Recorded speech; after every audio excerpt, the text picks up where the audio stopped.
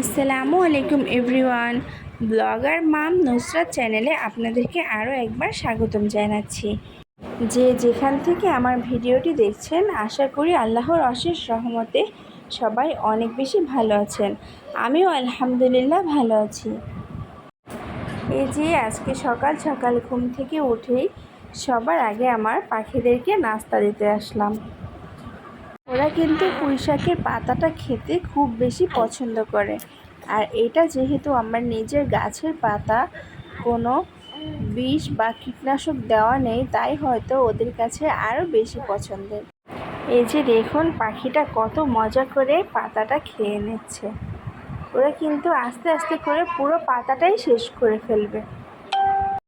আর এই তো এখন ফ্রোজেন পরোটা দিয়ে সকালের নাস্তাটা করে নেব। এর জন্য যে কয়টা পরোটা বাকি ছিল আমি সবগুলো বের করে একবারে ভেজে নিলাম। তারপর সকালের নাস্তা শেষ করে বাচ্চাদেরকে খাইয়ে এখন চলে আসলাম দুপুরে রান্নাটা করতে। আজকে ডাল রান্না করব, এর জন্য ডালটাকে আমি প্রথমেই লবণ দিয়ে পানি দিয়ে সিদ্ধ বসিয়ে দিয়েছিলাম। সিদ্ধ হলে ডালটাকে ঘুটে এর মধ্যে পরিমাণ মতো হলুদ, কাঁচামরিচ আর ধনিয়া পাতা দিয়ে দিয়েছি। আর এই যে এখন পেঁয়াজ, রসুন আর জিরার ফোড়ন দিয়ে বাগারটা দিয়ে দিলাম। ডালটা এভাবে বাগার দিলে কিন্তু খেতে অনেক বেশি মজা হয়। আর আমি সব সময় চেষ্টা করি ডালের মধ্যে জিরার ফোড়নটা দেওয়ার জন্য, খুব সুন্দর একটা স্মেল আসে। ডালটা রান্না করার শেষে আমি এখন মাছটা রান্না করে নেব। আজকে আমি পাঙ্গাস মাছ রান্না করব। এর জন্য তেলের মধ্যে পাঙ্গাস মাছটাকে ভেজে নেব। আর এই মাছটা কিন্তু এভাবে রান্না করলে অনেক বেশি মজার হয়। আর মাছটাকে ধোয়ার সময় অবশ্যই শেষের বারে একটু কুসুম গরম পানি নিয়ে মাছটাকে ভালোভাবে ধুয়ে নিতে হবে। তাহলে মাছ থেকে যে একটা বাজে গন্ধ থাকে, এই গন্ধটা খুব সহজেই সরে যায়। এই যে আমি মাছটাকে একটু কড়া করে ভেজে নিয়েছি। যাদের কাছে পাঙ্গাস মাছটা অপছন্দের, খেতে চান না, তারা অবশ্যই এই রেসিপিটা একবার ট্রাই করে দেখবেন। এরপর থেকে আপনিও পাঙ্গাস মাছ অনেক বেশি পছন্দ করবেন। মাছগুলো ভাজা হয়ে গেলে আমি একটা সাইডে তুলে নিয়ে এর মধ্যে প্রায় 1 কাপের মতো পেঁয়াজ কুচি দিয়ে দিলাম। এখন পেঁয়াজটাকে তেলের সঙ্গে একটু ভালোভাবে ভেজে নিতে হবে।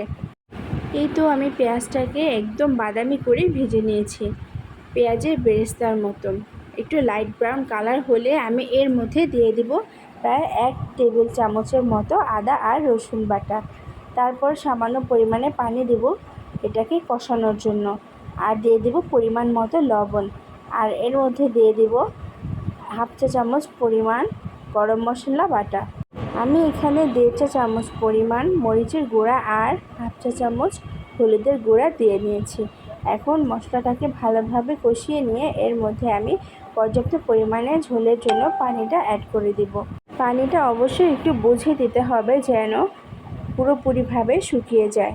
পানিটা শুকিয়ে যখন মাছের গায়ে থেকে তেলটা বের হয়ে আসবে, তখন কিন্তু এই তরকারিটা খেতে আরও বেশি মজা হবে। এই তো মাছগুলো দিয়ে দিয়েছি। এখন আমি ঢাকনা দিয়ে কড়াইটা ভালোভাবে ঢেকে নেব।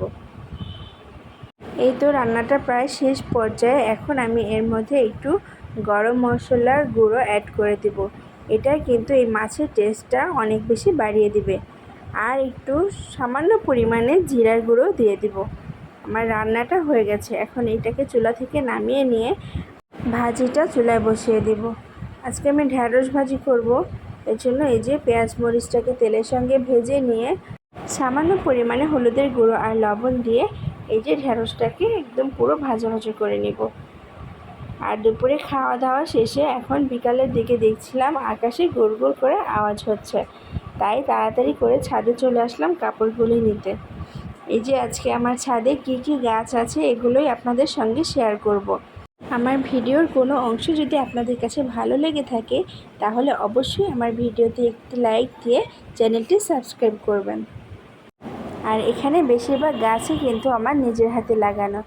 ফল খেয়ে খেয়ে বীজগুলো বুনে দিয়েছিলাম, আর তাতেই মাশাআল্লাহ 1 বছরে গাছগুলো এত বড় হয়ে গেছে। আমার কাছে সবথেকে বেশি অবাক লাগে এই বেল গাছটাকে দেখলে। এটা কিন্তু শরবত খেয়ে বীজগুলো আমি তরকারির খোসার সঙ্গে এনে মাটির মধ্যে দিয়ে দিয়েছিলাম গাছের গোড়ায়, আর সেখান থেকে মাশাআল্লাহ গাছটা হয়েছে। আপনারা গাছগুলো দেখতে থাকেন। আজ এ পর্যন্তই।